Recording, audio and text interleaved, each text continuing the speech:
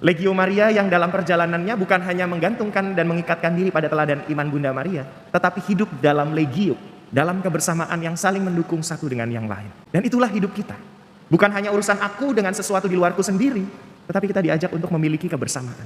Mulai dari keluarga, mulai dari komunitas, hingga masyarakat yang lebih luas. Dan saya bersyukur bahwa bersama dengan saudari-saudara Legio Maria ini, gereja juga memiliki warna tersendiri. Semoga dengan usia yang ke-100 tahun Legio Maria bukan berarti anggotanya usianya 101 tahun semua ya. Tetapi juga mulai banyak teman-teman yang muda, teman-teman yang masih semangat untuk juga ambil bagian. Tentu yang lansia bukan berarti nggak boleh jadi Legio, bukan begitu. Bekerja sama. Karena yang namanya Legio, yang namanya kebersamaan pasti terdiri dari berbagai usia, berbagai latar belakang, tetapi memiliki tujuan yang sama, yaitu meneladani Bunda Maria untuk bertumbuh di dalam iman, pengharapan, dan kasih. Maka mari kita berdoa kepada Tuhan, mohon tuntunan Roh Kudus, agar sungguh hidup kita boleh mengalami persekutuan yang sejati dengan Tuhan dan dengan sesama di sekitar kita. Bahagia kita di dalam rumah Bapa kita. Mari kita bersama-sama menuju rumahnya. Kita disatukan sebagai satu umat Tuhan, satu iman, satu harapan, satu dalam cinta. Dalam nama Bapa dan Putra dan Roh Kudus. Amin. Semoga rahmat Tuhan kita Yesus Kristus, cinta kasih Allah dan persekutuan Roh Kudus bersamamu dan bersama rohmu. Suster, bruder, Romo, saudari-saudara, opa, oma, ibu, bapak, rekan-rekan muda dan anak-anakku yang terkasih, baik yang berada di gereja maupun di tempat masing-masing semuanya, selamat pagi. Selamat pagi. Hari ini di hari Sabtu biasa ke-23, kembali kita hendak mengucap syukur kepada Tuhan dan juga mohon tuntunannya dalam hidup kita. Bersama juga dengan seluruh intensi doa dan harapan di dalam hati kita masing-masing, marilah terlebih dahulu kita menyesali dan mengakui segala dosa dan kelemahan kita di hadapan Tuhan. Tuhan Yesus Kristus, Engkau diutus untuk menyembuhkan orang yang remuk redam hatinya. Tuhan, kasihanilah kami. Tuhan, kasihanilah kami. Engkau datang untuk memanggil orang yang berdosa. Kristus, kasihanilah kami. Kristus, kasihanilah kami. Engkau duduk di sebelah kanan Bapa sebagai pengantara kami. Tuhan, kasihanilah kami. Tuhan, kasihanilah kami. Semoga Allah yang Maha Rahim mengasihani kita, mengampuni dosa kita dan menghantar kita ke hidup yang kekal. Amin. Marilah kita berdoa. Allah Bapa yang Maha Setia, Engkau telah mempersatukan kami dalam ikatan cinta kasih Yesus Kristus Putramu. Semoga kami tekun melaksanakan sabdanya dalam segala langkah laku hidup kami. Dengan pengantaraan Yesus Kristus Putramu Tuhan kami, yang bersama dengan Dikau dalam persatuan Roh Kudus hidup dan berkuasa, Allah sepanjang segala masa. Amin. Kita siapkan hati kita untuk mendengarkan sabda Tuhan. Bacaan dari surat pertama Rasul Paulus kepada jemaat di Korintus. Saudara-saudaraku yang terkasih, jauhilah penyembahan berhala. Aku berbicara kepada kalian sebagai orang-orang yang bijaksana. Pertimbangkanlah sendiri apa yang kukatakan. Bukankah piala syukur yang kita syukuri merupakan persekutuan dengan darah Kristus? Bukankah roti yang kita bagi-bagi merupakan persekutuan dengan tubuh Kristus? Karena roti itu hanya satu, maka kita ini sekalipun banyak merupakan satu tubuh, karena kita semua mendapat bagian dalam roti yang satu itu. Perhatikanlah bangsa Israel yang alami. Bukankah mereka yang makan apa yang dipersembahkan mendapat bagian dalam pelayanan mezbah? Apa yang kumaksudkan? Apakah daging persembahan berhala itu mempunyai arti? Ataukah berhala itu sendiri mempunyai arti? Bukan, yang kumaksud ialah apa yang mereka persembahkan itu dipersembahkan kepada roh-roh jahat, bukan kepada Allah. Dan aku tidak mau kalian bersekutu dengan roh-roh jahat. Kalian tidak dapat minum dari piala Tuhan dan sekaligus juga dari piala roh-roh jahat. kalian tidak dapat mengambil bagian dalam perjamuan Tuhan dan sekaligus juga dalam perjamuan roh-roh jahat. Atau maukah kita membangkitkan cemburu Tuhan? Demikianlah sabda Tuhan. Mazmur tanggapan dengan refren, Aku mempersembahkan korban syukur kepadamu ya Tuhan. Aku mempersembahkan korban syukur kepadamu ya Tuhan. Bagaimana akan kubalas kepada Tuhan segala kebaikannya kepadaku? Aku akan mengangkat piala keselamatan dan akan menyerukan nama Tuhan. Aku mempersembahkan korban syukur kepadamu ya Tuhan. Aku akan mempersembahkan korban syukur kepadamu dan akan menyerukan nama Tuhan. Aku akan membayar nasarku kepada Tuhan di depan seluruh umat-Nya. Aku mempersembahkan korban syukur kepadamu ya Tuhan.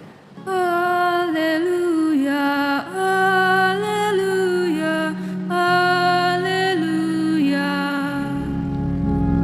Haleluya, haleluya, haleluya. Orang yang mengasihi aku akan mentaati sabdaku. Bapakku akan mengasihi dia, dan kami akan datang kepadanya. Haleluya, haleluya, haleluya. Tuhan bersamamu. Dan bersama rohmu. Inilah Injil suci menurut Lukas. Dimuliakanlah Tuhan. Yesus menyampaikan wejangan ini kepada murid-muridnya. Tidak ada pohon baik yang menghasilkan buah yang tidak baik, dan tidak ada pula pohon tidak baik yang menghasilkan buah baik. Sebab setiap pohon dikenal dari buahnya. Karena dari semak duri orang tidak memetik buah ara, dan dari duri-duri orang tidak memetik buah anggur. Orang yang baik mengeluarkan barang yang baik dari perbendaharaan hatinya yang baik, tetapi orang jahat mengeluarkan barang yang jahat dari perbendaharaan hatinya yang jahat. Sebab yang diucapkan mulut meluap dari hati. Mengapa kalian berseru kepadaku, Tuhan, Tuhan, padahal kalian tidak melakukan apa yang kukatakan? Setiap orang yang datang kepadaku dan mendengarkan sabdaku serta melakukannya, aku menyatakan dengan siapa ia dapat disamakan. Dia itu sama dengan orang yang mendirikan rumah. Ia menggali dalam-dalam dan meletakkan dasarnya di atas batu. Ketika datang air bah dan banjir melanda rumah itu tidak dapat digoyahkan karena dibangun dengan kokoh. Sebaliknya barang siapa mendengar sabdaku dan tidak melakukannya, ia sama dengan orang yang mendirikan rumah di atas tanah tanpa dasar. Ketika dilanda banjir, rumah itu segera roboh dan hebatlah kerusakannya. Demikianlah sabda Tuhan. Terpujilah Kristus. Saudari-saudaraku yang terkasih, kita pernah mendengar peribahasa, bersatu kita teguh, bercerai kita runtuh. Dan memang di dalam hidup ini kita diarahkan untuk boleh mengalami persatuan. Persatuan seperti apa? Persatuan sebagaimana digambarkan Yesus dalam bacaan Injil, yang boleh menjadi dasar di dalam hidup kita agar senantiasa kokoh dan kuat. Dan ternyata bacaan yang kita dengarkan hari ini itu merupakan bagian dari serangkaian bacaan-bacaan Injil minimal di minggu ini, mulai dari hari Senin, Selasa, Rabu, Kamis, Jumat hingga hari ini. Kalau kita masih ingat hari Senin, Tuhan menyembuhkan orang yang sakit tangan kanannya.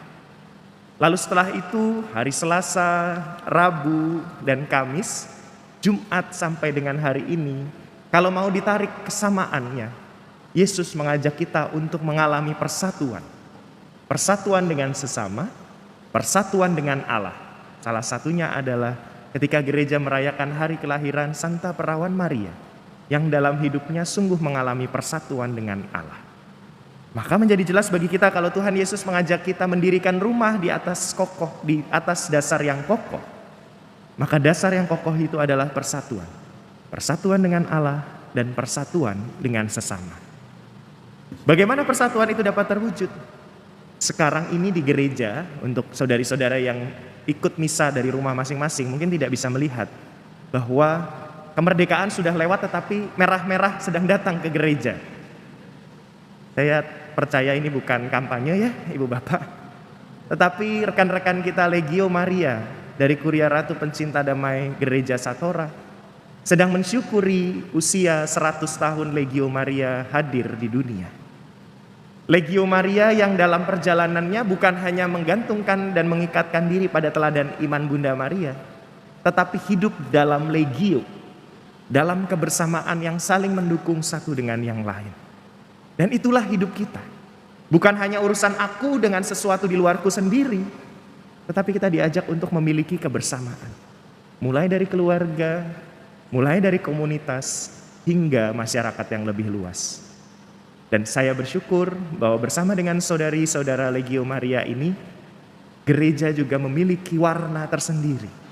Semoga dengan usia yang ke-100 tahun Legio Maria bukan berarti anggotanya usianya 101 tahun semua ya. Tetapi juga mulai banyak teman-teman yang muda, teman-teman yang masih semangat untuk juga ambil bagian. Tentu yang lansia bukan berarti nggak boleh jadi Legio, bukan begitu. Bekerja sama.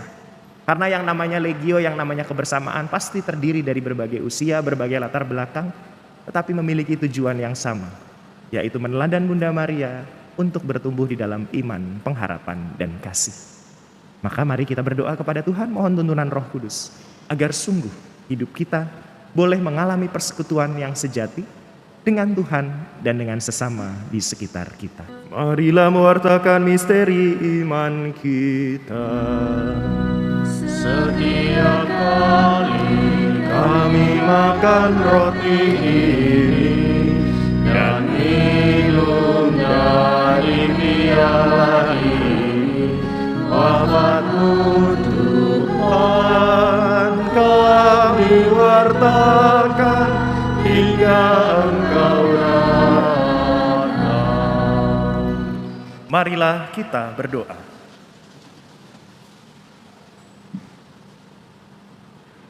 Allah Bapa yang Maha Setia, kami bersyukur atas kasih setiamu yang kami terima dalam perayaan ini. Bantulah kami mewujudkan kasih setiamu dalam setiap langkah laku hidup kami.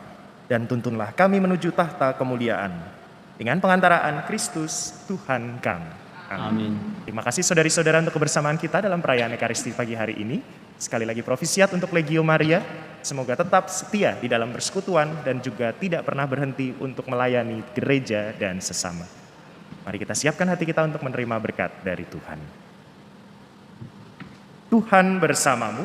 Dan bersama rohmu. Semoga Allah yang Maha Kuasa dengan rahmat dan kasih-Nya yang berlimpah memberkati saudari-saudara sekalian, Bapa, Putra, dan Roh Kudus. Amin.